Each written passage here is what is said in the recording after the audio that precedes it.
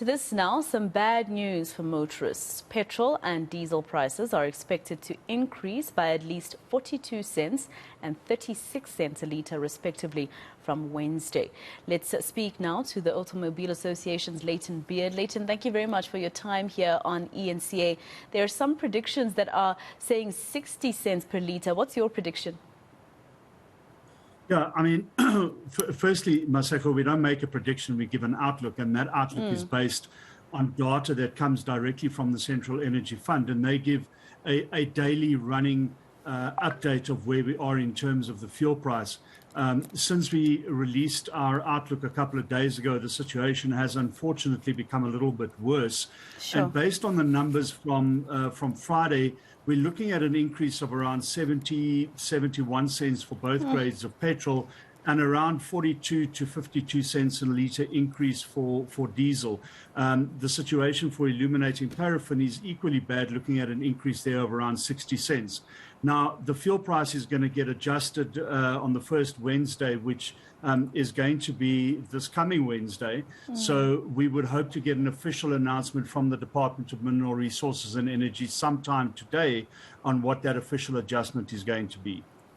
You mentioned that the numbers changed on Friday in terms of the contributing factors to, the outlook that you've given today. 72 cents per litre for petrol is quite it's basically R1 more per litre of petrol that we're expected to pay. What is it that you're saying got worse since Friday?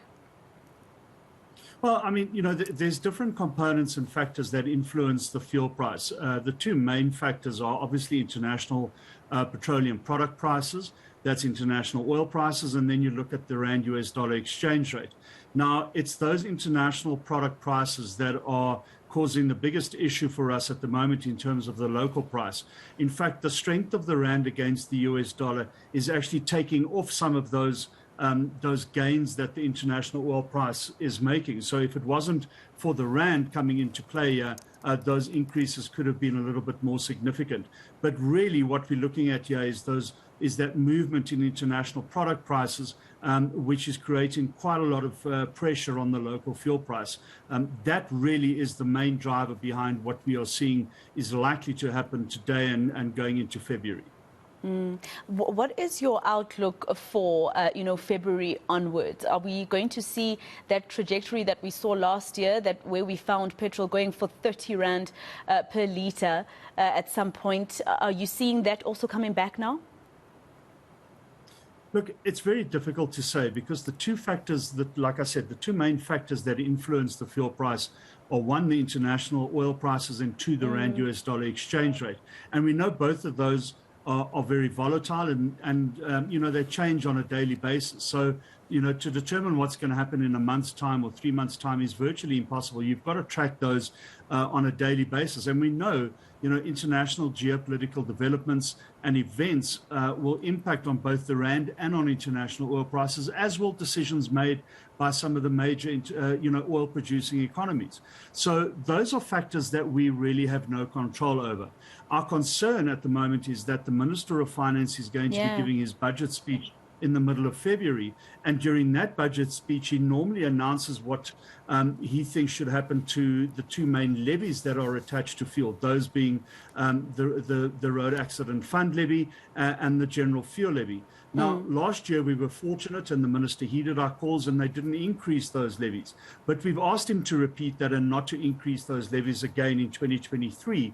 But if there are increases, that certainly will have an impact on the local price as well. And I mean, that's where I was coming in terms of the finance minister and if he'll be able to actually give us some reprieve again, because just last week we saw the Reserve Bank increase the repo rate or the inflation, and then you have that 18.65% tariff increases for Eskom coming April. So really things are going to become even tougher for consumers, especially looking at business that is closing down, people losing their jobs. We're probably going to find out from Stats SA as well that we didn't do so well at some point in terms of employment in the first quarter of this year because of load shedding. No, absolutely. And the fact is that those rolling blackouts are having an impact on prices. And we're seeing that in a lot of consumer goods, chicken prices, egg prices, meat prices. I mean, we're seeing that. And, the trend at the moment is that a basket of goods is costing a lot more now than it did a year ago. And a year ago, it cost a lot more than it did the previous year, and so on and so. And fuel prices play into that unfortunate cycle, because the higher the fuel price, the higher the input costs, the higher the cost of actually delivering goods and services, and therefore those need to be recovered and recouped passed on to the consumers. Certainly are incredibly embattled.